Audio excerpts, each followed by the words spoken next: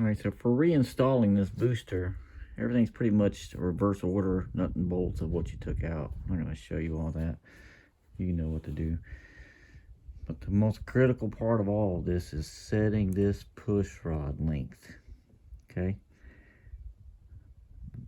To set this, you have to reach down in here and hold the bottom serrated area, and then you're going to turn this nut to either lengthen it or shorten it. Okay, so I'll put up on a screenshot on here of the Toyota service manual. It's going to show you the factory procedure for setting that dimension.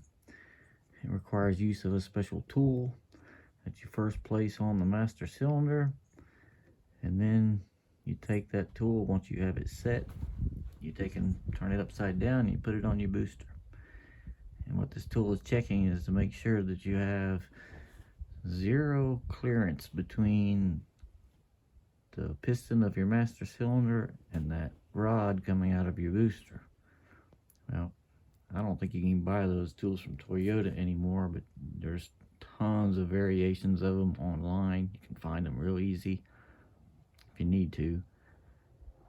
But I'm going to show you here in just a second how to do this with just a regular set of calipers and a straight edge, because I don't really want to buy a tool I'm going to use once in my life. But the real important part of this is getting that rod length set right, is because if you have the rod set too short, and once you take up the little free play that's in your brake pedal, I'll show you how to set that in just a second. Once you take up that little free play, it's actually going to take a lot longer before you actually start activating your brakes if that rod's set too short on your booster. If it's too long, that's even worse problem, because that means it's actually going to be pushing on the piston of your master cylinder and slightly engaging your brakes and probably causing them to drag all the time. So it's real crucial you get this set right. And so now I want to show you how to do it with a caliper. As long as you have a set of calipers that has an inside gauge available on it, you take that caliper, make sure it's firmly seated all the way in the bottom of that bore, and pick any straight edge you want, doesn't matter.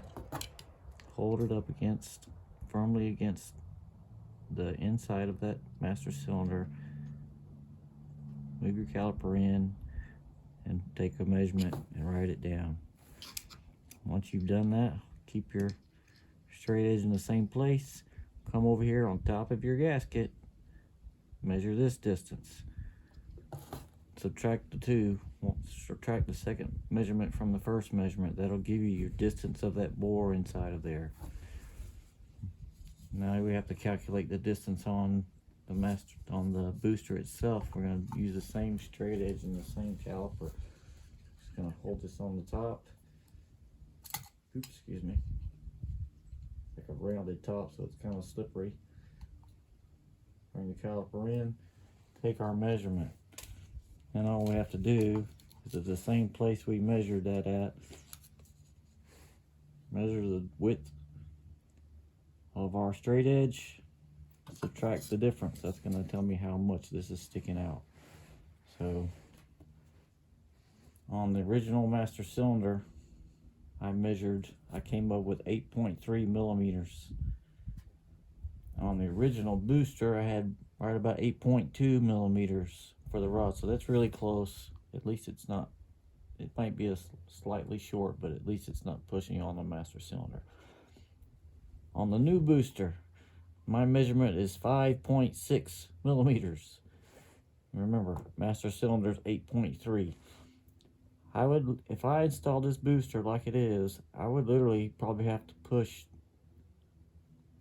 almost halfway down on the brake pedal, maybe before it even started engaging the brakes. So it's really, really crucial you set this before you even install it. Do all this outside of the car, make it much easier for you.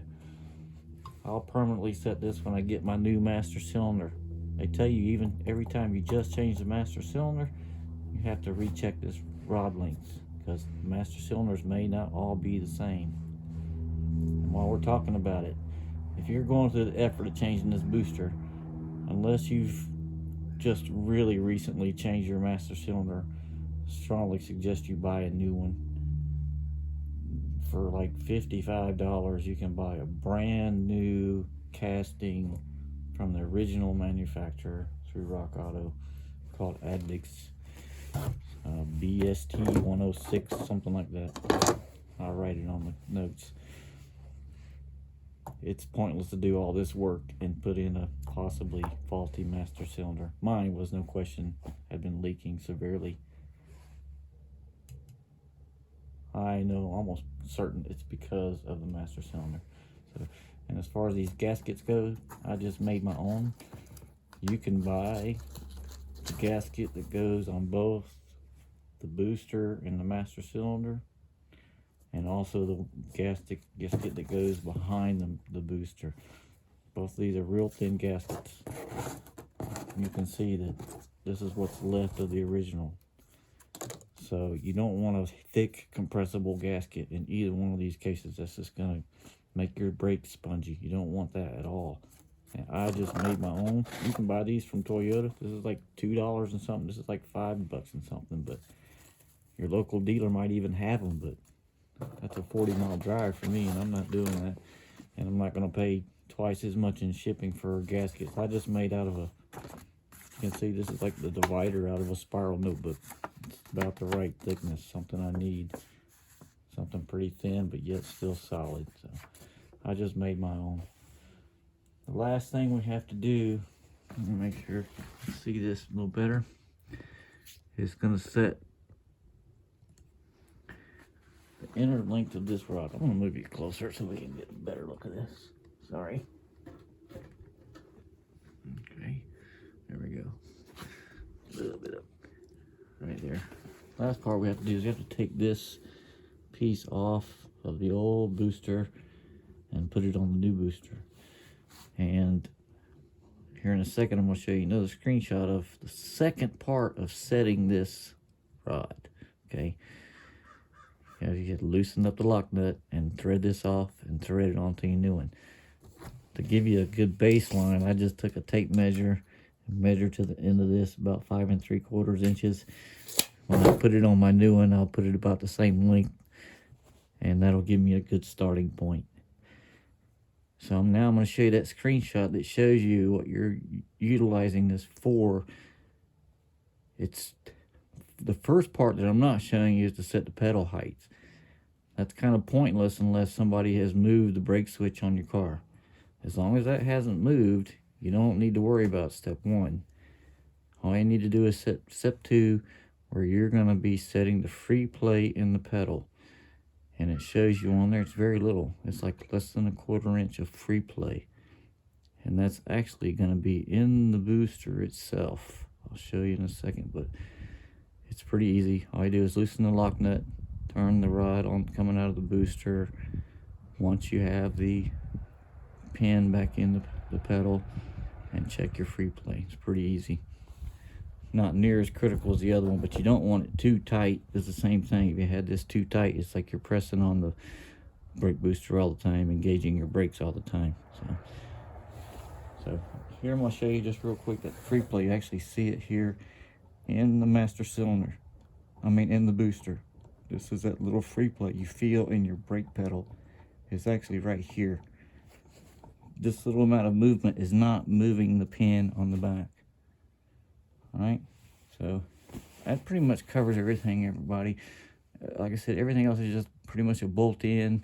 Now, whether you're using your old master cylinder or a new one, strongly suggest you bench bleed this again.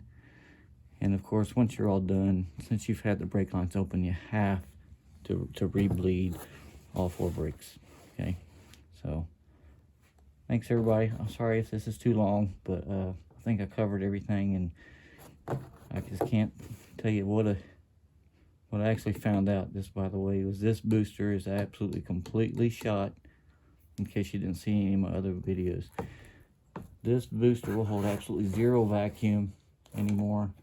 The only reason it was holding anything and my brakes were functioning at all is because the master cylinder was sealing against this. and all the vacuum was being sealed here. There's not supposed to be any vacuum leaking out of this hole, but mine was just, what can you say, 38 years old, and it was full of brake fluid, as you saw earlier in the video. So, all right, guys, thanks so much for watching. Check out my other videos on Eric's car lot. So, thanks a lot.